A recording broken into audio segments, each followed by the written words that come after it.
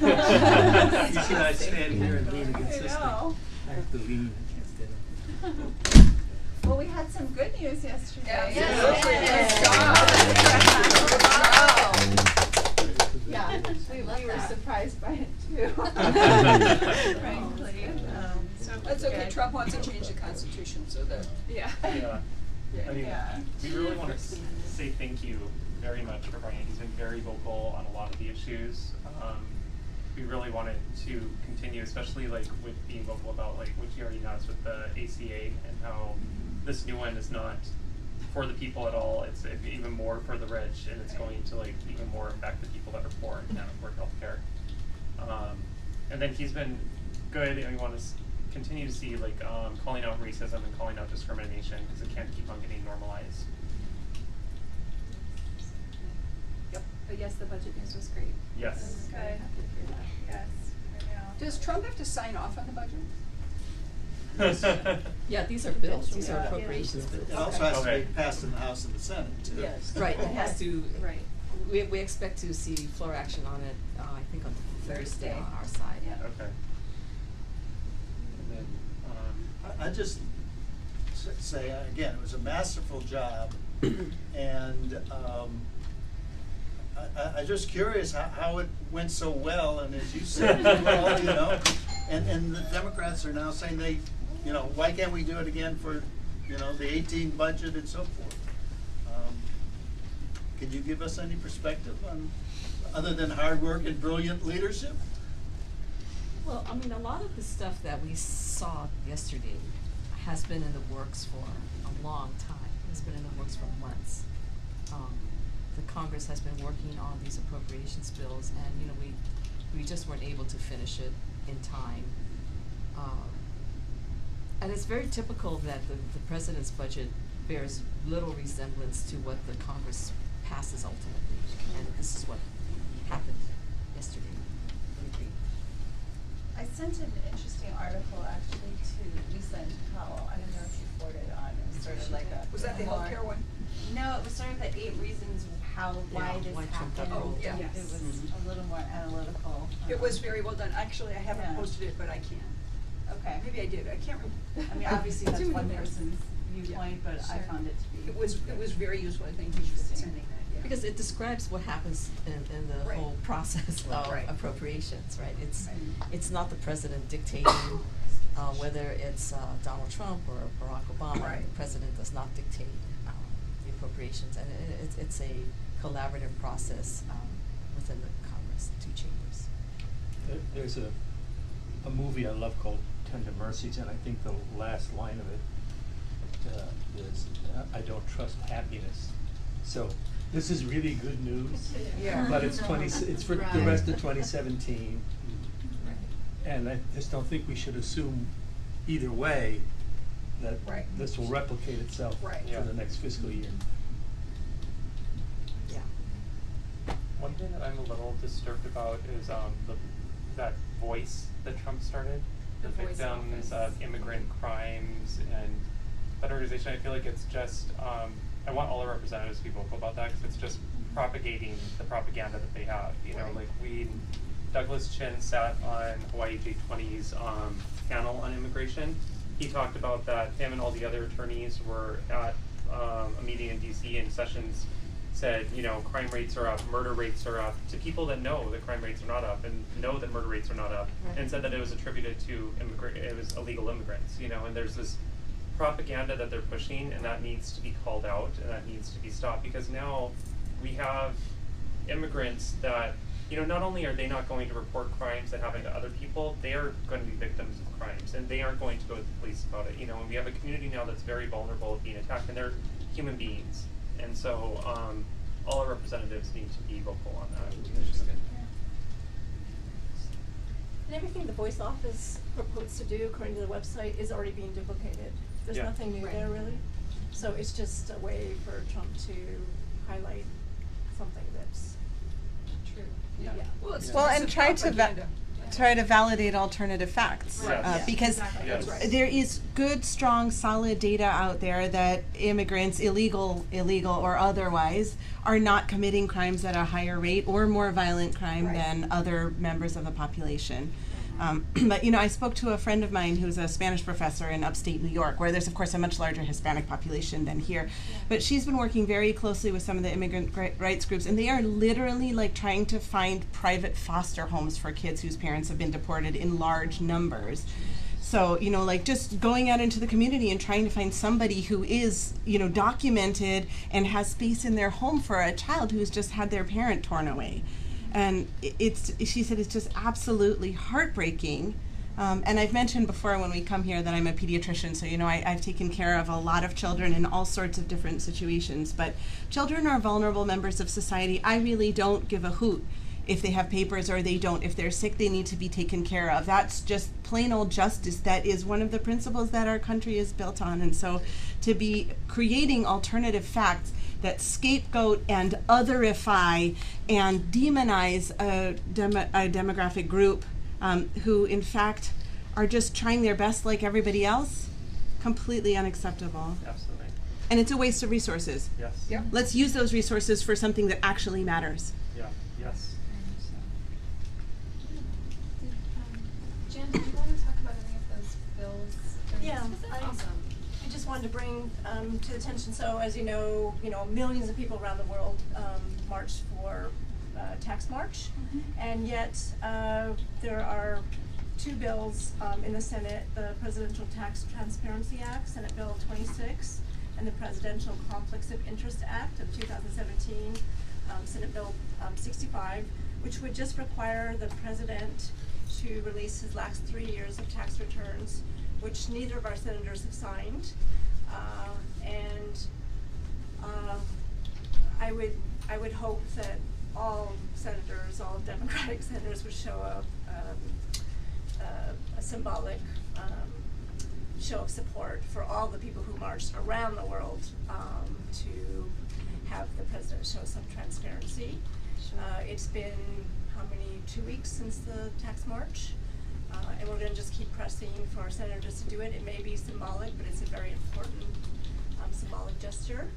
And while I'm on it, there's also Senate Bill 27, which is a bill to establish an independent commission to examine and report the facts on the extent of Russian official and unofficial cyber operations, on the interference on the national election, which neither of our senators have co-sponsored. And then there's a House bill, the Mar-a-Lago Act, which stands for Making Access Records Available to Lead American Government over this act. Can you imagine how long it took to come up with that acronym? There's no corresponding Senate bill. Basically, the Trump White House is the first time in 8 years that there's no open awareness of who is coming and going from the White House and from his southern swamp, what he calls the Southern White House. And I think it's very important to continue to press that we have, the American public has access to who has access to the president. So I think introducing a Senate bill to follow with the House bill, the Mar-a-Lago Act, would be very important.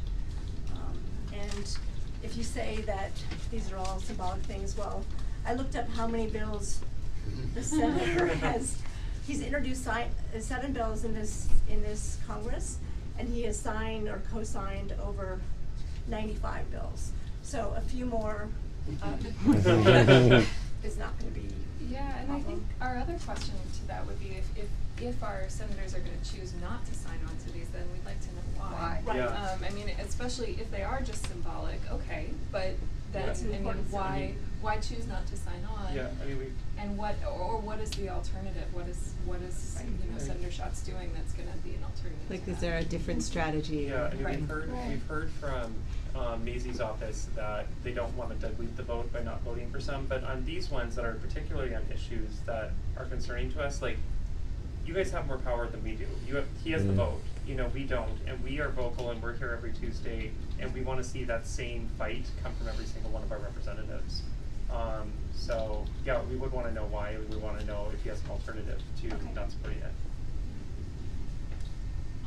This is a little different from legislation, but Let's just finish up on this, excuse me for okay. interrupting, but could we get the senator's position on those 4 bills? Next week. Or proposals, I guess, and if he's not supporting them, can recommend a strategy that's both for us and for we to understand? I read the text of the bills, both the Senate bills and the House bills. On the House side, there's 148 co-sponsors for the corresponding House bill. It's not aggressive language in any means. It's just the presidential returns for the last 3 years. So if there's a change of leadership or power in 2018, it's going to make a big difference if these bills go through. And so to get the support of the Democrats, if our Hawaii senators can help galvanize support or contribute to the support, I think it's really important. We would really like to see, we all marched, and we saw people around the world march, to look up and see that both our senators have not signed these bills. I'm absolutely sort of So if you could just get us surprised. information, and next week we can come back and check and revisit this. Okay. Andrew, what were you gonna say? oh, sorry, I didn't mean to, did you wanna? No, Okay, I okay. just wanted to close that off. So, last month I've seen stories about Democratic leadership, people criticizing Obama. Yesterday it was Elizabeth Warren, and it was Bernie before that, and then it was Ellison a couple weeks ago. And, I'm just wondering if this is a concerted strategy to distance ourselves from the president, or is it just, individual senators expressing their opinion? It's just concerning, with 2018 coming up, with the party splintering. I don't know. Yeah, what does it accomplish? Yeah, I don't know if you had any insight into that. I don't know if you saw. Good question. Okay. But I think it's, I think at this point, from our distance, it's individual people expressing points of view. I don't think there's Was it triggered by something in particular? I don't know. we don't know. But if the question is this some sort of on part of the Senate Senate Democrats as a group? I think the answer, a good guess would be no, it's not. It's just how individuals feel and they express themselves. I saw that stuff too. I think a lot of us feel it's really important for Democrats to remain united in this discussion in the resistance against Trump and in the goal to flip in 2018 and in special elections sooner. So, there are certainly issues that different people are going to disagree on, but there's sort of some fundamental principles that I think apply to us, whether more progressive or less, progressive, and that unity cannot be lost because it's going to have a huge price if it is. And if I could just positive, what I'm seeing in successful is 48 votes was that all the Democrat senators hung together on the budget, and it was assumed that all 48 would be together, and that's very important. And I think Senator Schatz is one of those 48, and I continue to look for his leadership, making sure that that all 48 are together on budget issues, on tax issues, and those kinds of things. And it's not, well, we could split one off or whatnot. And one of the There will be things- times that people split off. And yes, you're but I right. think the idea, and people have to vote for their constituents and their principles. But at the same token, the response when Trump tried to pull off some votes on one, that was a wonderful model. It was. Yeah. And that's what we want to see. Especially on issues that are, so important, you know what I mean, with healthcare and with anything having to do with discrimination of people that are already marginalized.